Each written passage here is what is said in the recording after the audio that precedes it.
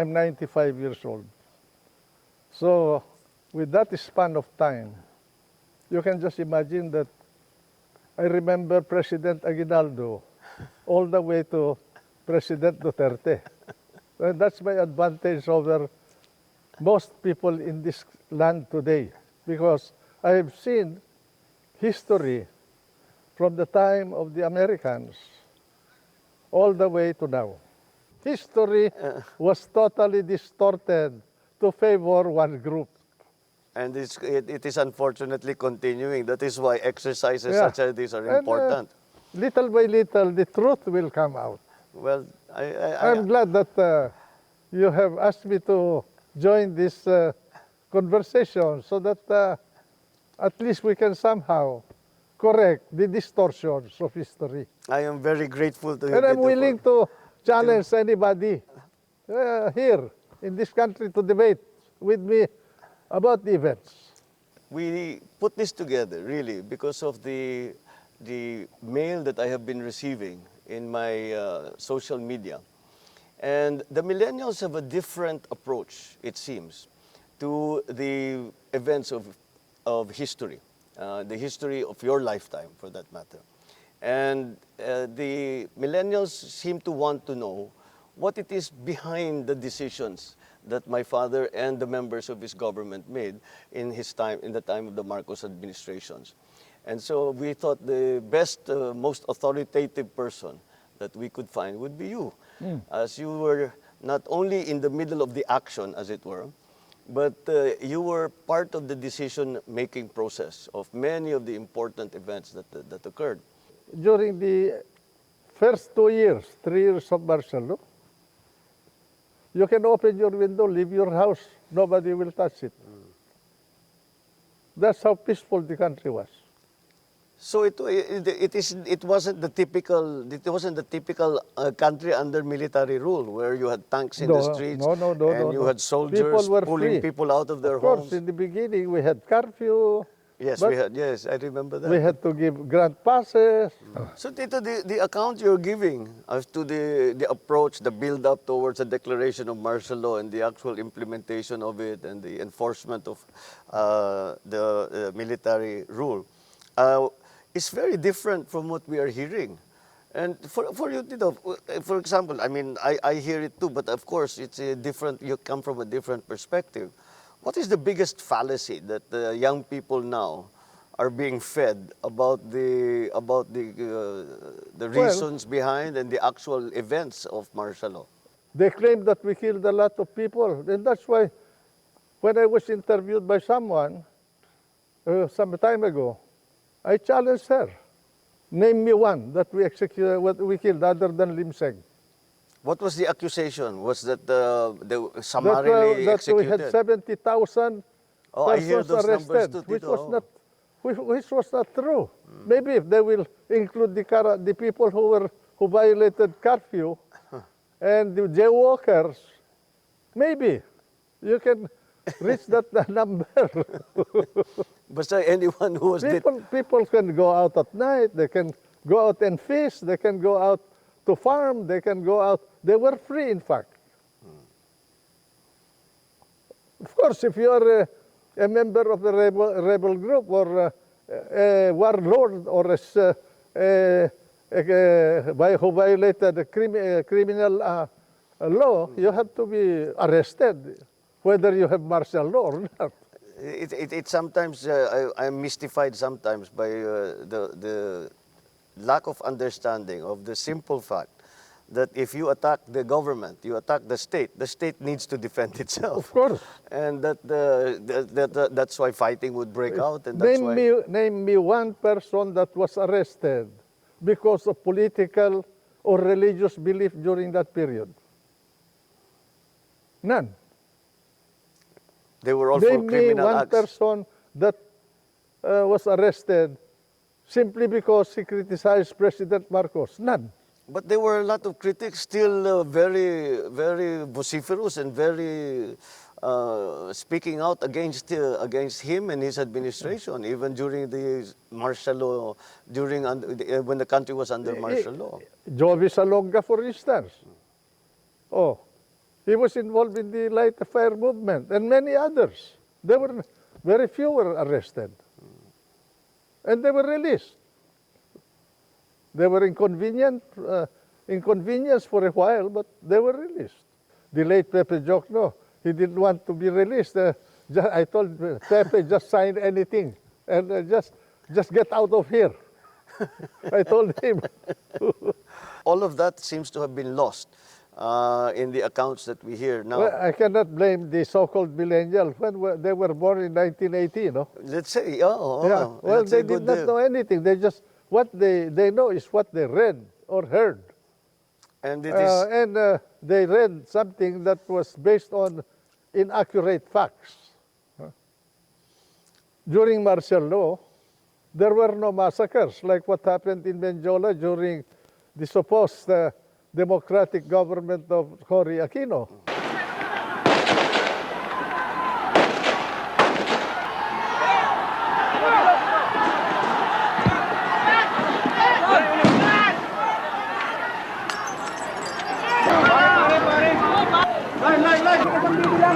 maybe you could explain to these young people the approach that you took to governance.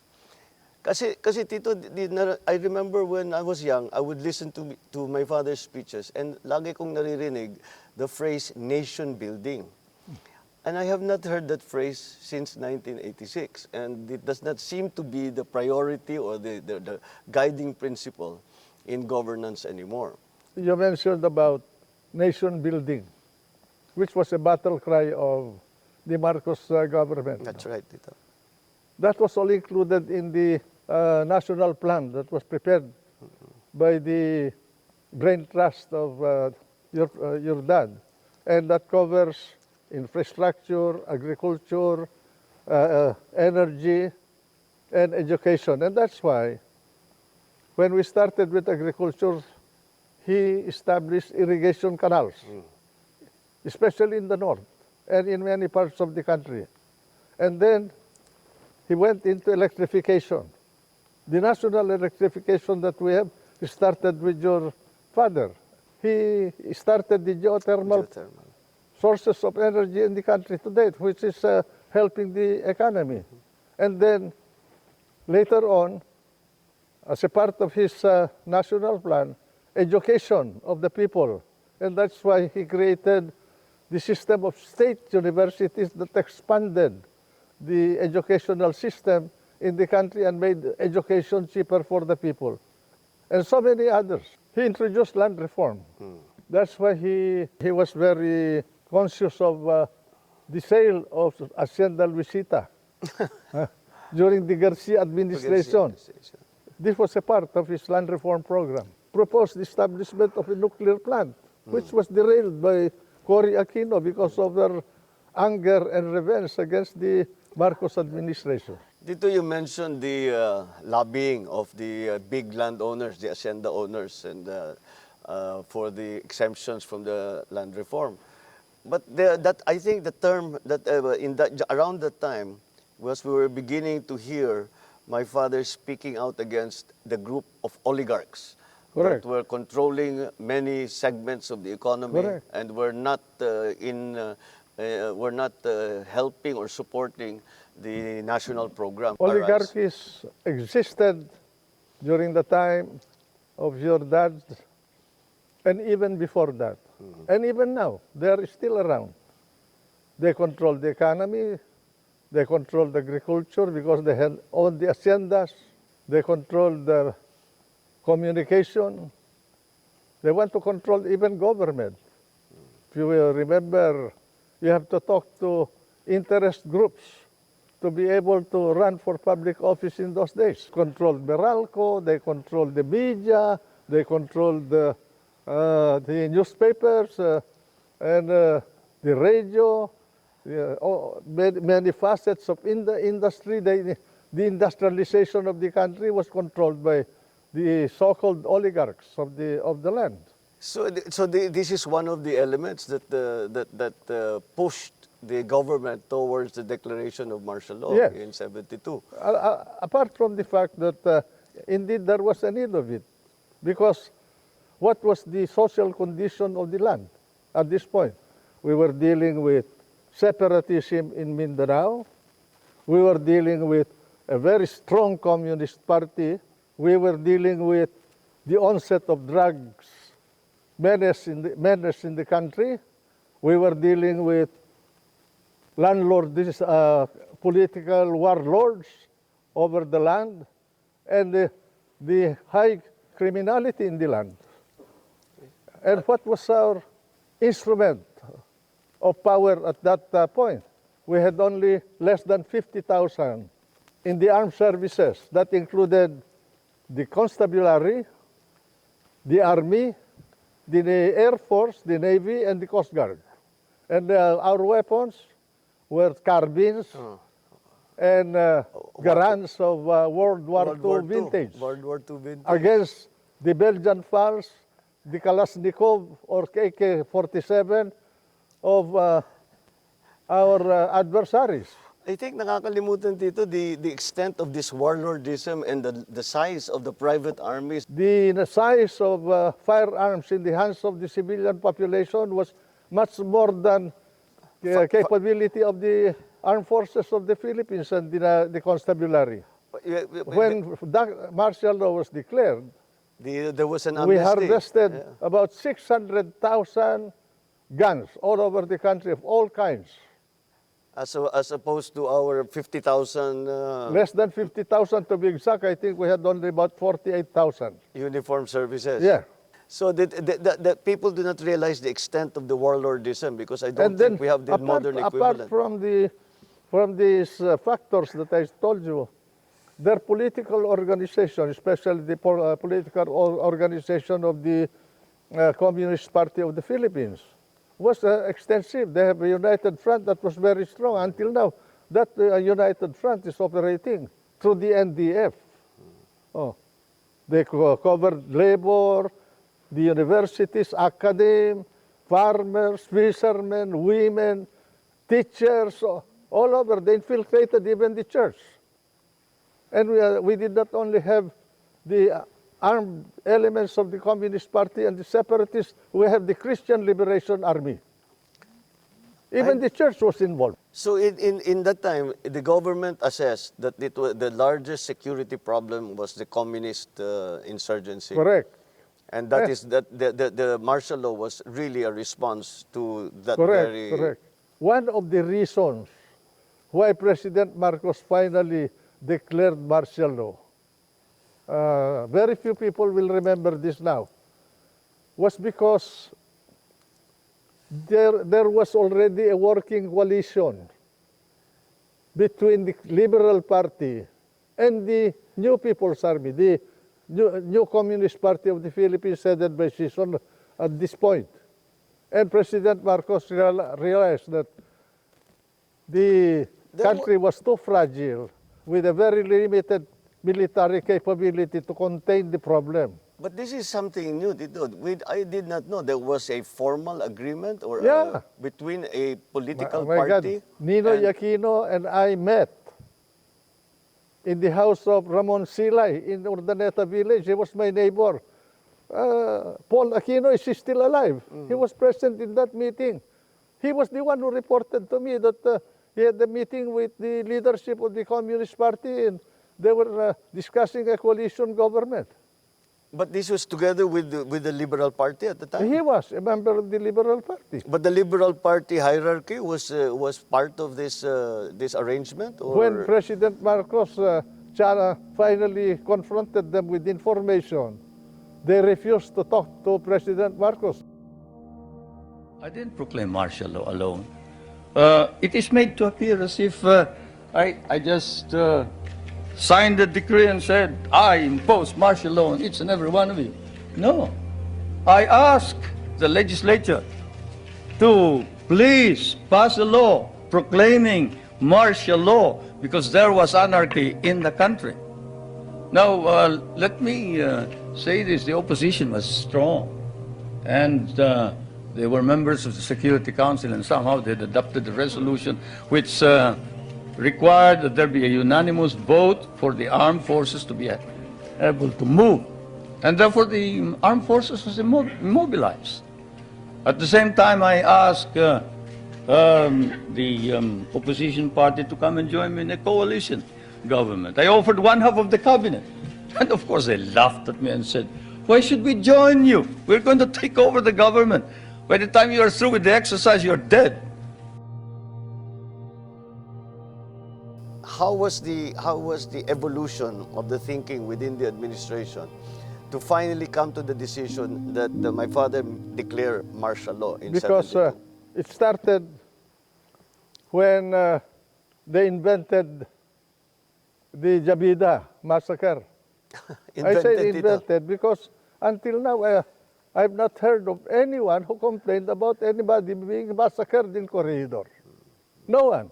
The only one who appeared as a member of the trainees, supposedly the Muslim trainees in Corregidor, was that fellow who swam across the Corregidor to Cavite, which was the invention of Montano and Ninoy Aquino. And because of that outburst, political outburst of Ninoy, we lost Sabah. And then that Jabita massacre, what do you call this, injured the political stature of the Marcos regime, followed by the Plaza Miranda grenading in 1971.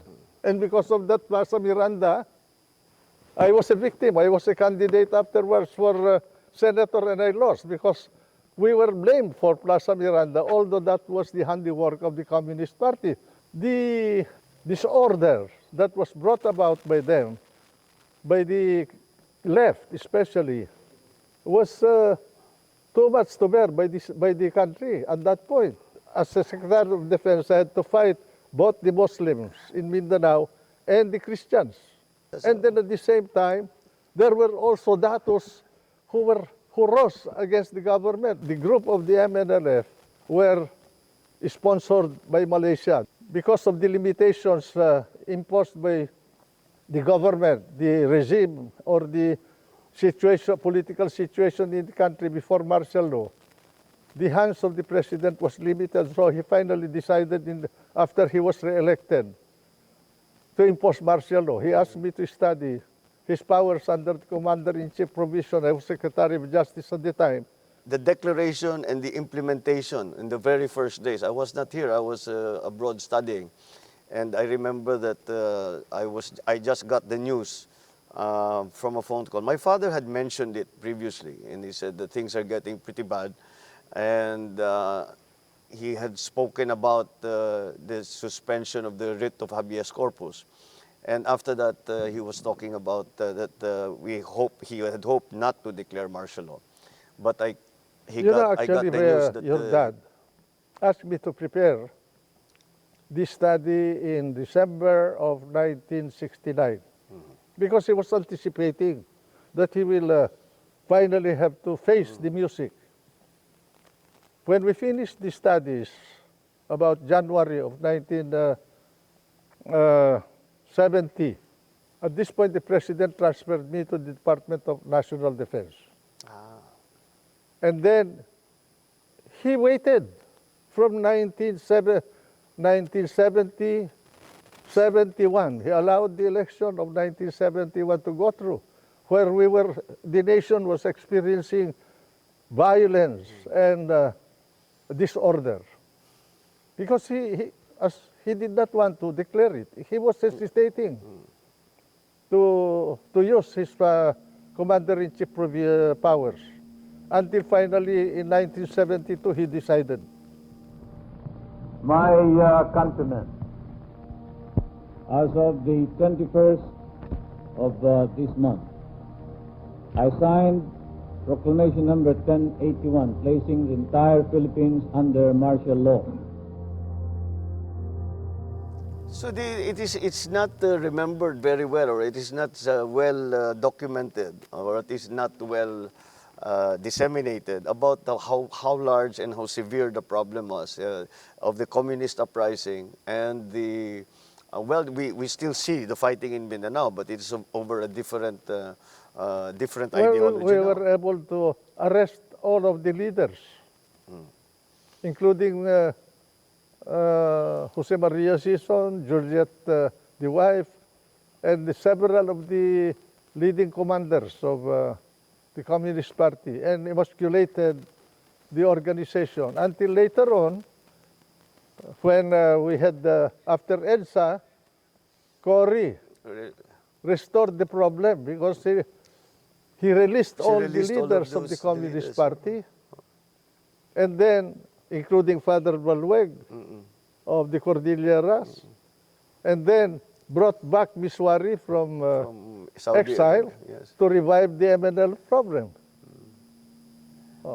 And was there a reason stated That for is where why I they parted did ways it? With with Cory. Oo. In the face of all of this, I think we come to the question: how did you think Cory did as president? Did you think she Well, wala you kami know, I dito, must so tell hindi you namin that, alam masyado yung mga detalye. You know, Bongbong, having been involved in the cabinet of President Marcos, and I'm not saying this to denigrate anybody, I was dismayed when in my first cabinet meeting with Cory, he did not make any decision. I'm sorry to say this, but I realized in that first meeting that I had in that cabinet, that the president that succeeded Jordan did not know anything about governance.